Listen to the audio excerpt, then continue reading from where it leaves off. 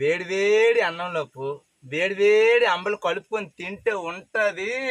అబ్బబ్బబ్బబ్బబ్బా!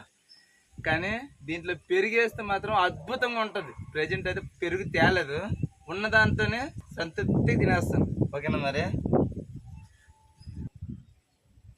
ఫస్ట్ ముద్ద మీకు, మీ బదులు నేనే తినేస్తాను.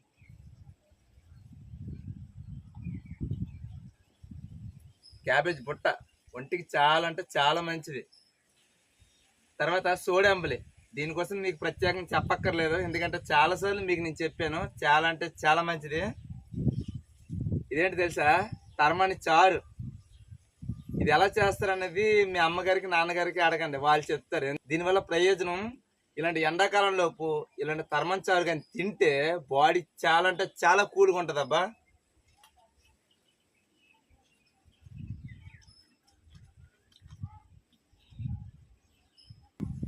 అన్నిటికన్నా మించి ఇలాంటి పచ్చని పొలాల్లోపు ఇలాగ ఆకులతోని ఇలాగ అన్నం వేసుకొని అంబలు వేసుకొని కలిపి తింటే ఎలాంటి రెస్టారెంట్కి వెళ్ళినా కూడా ఇలాంటి తృప్తి అనేది ఎక్కడా దొరకదనమాట.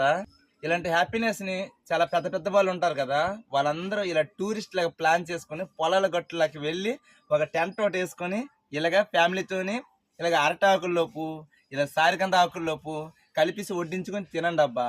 ఇలాంటి ఫీల్ అనేది మీ పిల్లలకి కలుగుతుంది, మీకు కలుగుతుంది. మంచి ఎంజాయ్గా మంచి ట్రిప్ లాగా ఫీల్ అయిపోతారు అనమాట.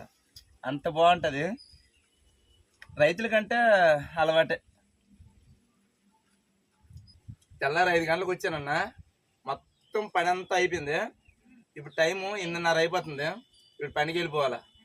కానీ తెల్లారి 4 గంటలు వేసి ఆ పని చేసుకొని మళ్ళీ 8:30కు వచ్చి తిన్నందుకు కొంత మళ్ళీ మేస్త్రి పనికి వెళ్ళిపోయి మళ్ళీ సాయంత్రం వచ్చుకొని ఉల్లికూర కట్టాలి, ముల్లంగి కట్టాలి, తోటకూర కట్టలు కట్టాలి, బెండకాయలు ప్యాకింగ్ చేయాలి, మిరపకాయలు ప్యాకింగ్ చేయాలి. ఇవన్నీ చేసిన రాత్రి 9 అవుతుంటే ప్రతి ఒక్క రైతుకి ఎంత అలసటగా ఉంటుంది. ఎందుకంటే రైతు కష్టపడితేనే ప్రతి ఒక్క మనిషికి నోటికి బొవ్వ వెళ్తుందంత అర్థం చేసుకోండి. అలా అనేసి ఏదో సింపతి కోసం, ఏదో లైక్స్ వ్యూస్ కోసం నేను చెప్పట్లేదు ఫ్రెండ్స్, ఇది వాస్తవం చెప్తున్నా.